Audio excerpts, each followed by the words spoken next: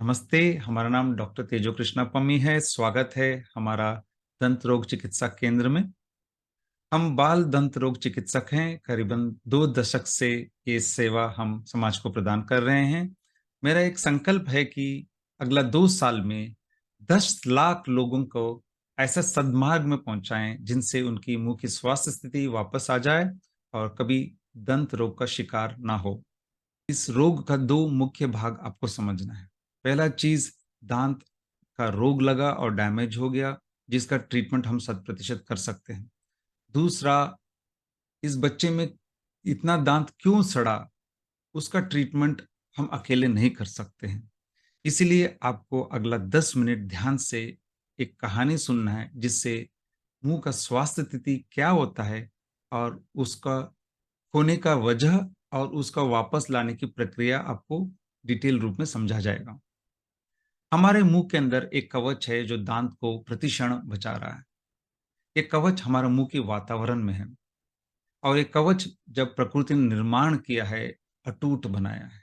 कितना ताकतवर है ये कवच समझने के लिए, ये कवच हर जीव जंतु जिनमें दांत है, उनको प्रकृति ने निष्पक्ष रूप से दिया है और वो अपने जीवन काल में एक भी दिन ब्रश नहीं करते या मंजन नहीं करते। एक भी दिन मंजन ना करते हुए, सब कुछ खाते हुए भी एक भी दांत उनके जीवन काल में नहीं सड़ता है। इस कवच का अटूटतापन का प्रमाण ये है।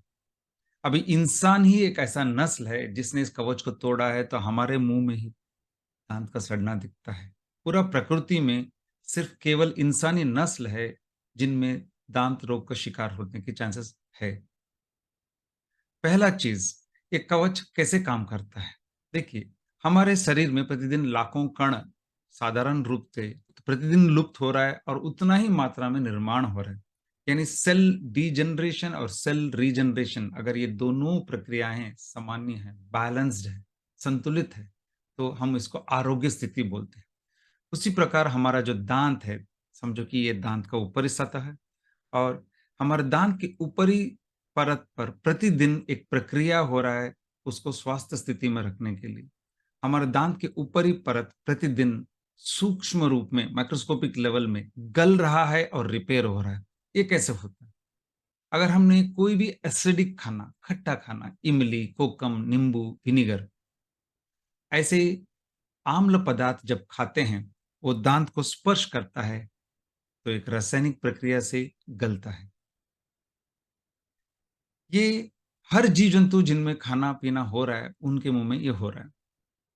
बट इसका सीधा अर्थ ये नहीं कि जिनको खट्टा पसंद है उनके मुंह में दांत ज्यादा सड़ता है। ये कभी सुना नहीं, ना ही ये होता है, क्योंकि प्रकृति ने इसका एक तोड़ बना के स्थिर या रेडी रख लिया है।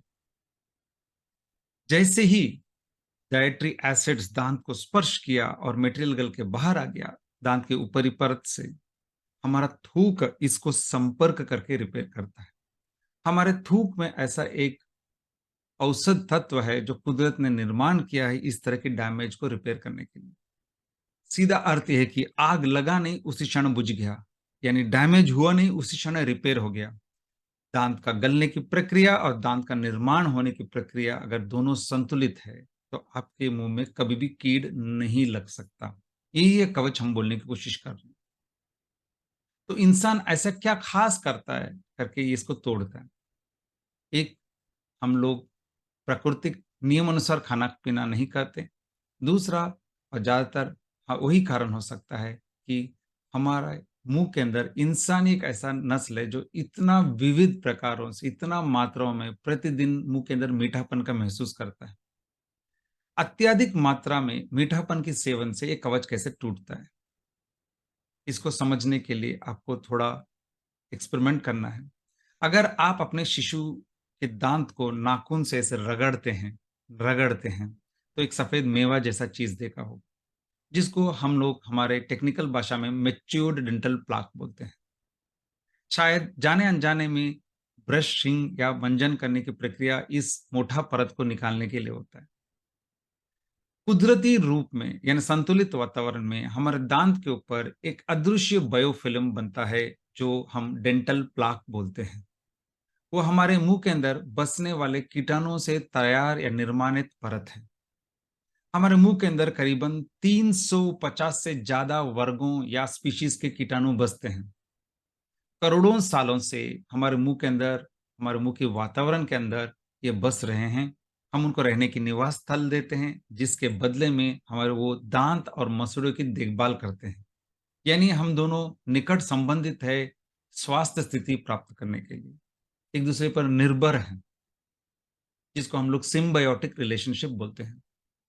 अगर ये 350 वर्गों के कीटाणु एक दूसरे से मिलजुल के संतुलित और शांत वातावरण में रहते हैं, यानी हमारे मुंह का स्वास्थ्य स्थिति बराबर है। अभी इस संतुलित वातावरण में ज्यादा मात्रा में मीठापन आना जाना शुरू किया तो एक गड़बड़ होता है। 350 वर्गों के कीटाणुओं में सिर्फ 10% ऐसे हैं जो इस शक्कर को पचा सकते हैं, यानी इनको नया एनर्जी स्रोत मिल गया। ये ऐसा सुविधाएं अगर कुछ ही कीटाणु प्रजातियों को मिलता है तो वो कब्जावर बन जाते हैं। कीटाणु की प्रजाति में ऐसा स्पेशल प्रिविलेज मिलता है तो वो कमजोर वर्ग को मार गिरा के कब्जा करना शुरू करते हैं, जिनको हम लोग डोमिनेंट स्पीशीज बोलते हैं। यानी मीठापन ज्यादा मात्रा पर आने जाने से संतुलित कीटाणुओं की समाज में ये असंतुलन शुरू हो गया। दूसरा, ये 10% कीटाणु जो शक्कर को पचा सकते हैं, शक्कर को पचा के एक चिपकीला पदार्थ तैयार करते हैं, जिसे दांत के ऊपर वो जटिल रूप से चिपक सकते हैं। एक काबिलियत उनको पहले नहीं था, बट अभी शक्कर आने के कारण ये भी मिल गया। कितना जटिल रूप से चिपकते हैं समझने के लिए, जो हमारे बाथरूम में गीलापन के कारण जो फिसलन जो बनता है, अगर वो आप समझ सकते हैं, वो कैसे टाइल पे चिपकता है, ये भी अपने दांत के ऊपरी परत पर चिपक रहा है। अगर हम पूछें कि अगर आप बाथरूम की टाइल को साफ करना चाहते हैं तो क्या करते हैं? तो ज़्यादातर लोग बोलेंगे कि हम कुछ एजेंट डालेंगे, एसिड डालेंगे, ब्लीचिंग एजेंट डालेंगे और ब्रश से रगड़ेंगे। इसका सीधा अर्थ है कि जेट की पानी से नहीं जाने वाला है, हाथ से रगड़ने से नहीं जाने। इसी प्रकार हमारे दांत के ऊपर ये जो मोटा परत बन चुका है, अगर हम कुल्ली करेंगे, तो उँगली से रगड़ेंगे तो हिलने वाला नहीं। केवल टूथब्रश और पेस्ट की मंजन से जाने वाला है।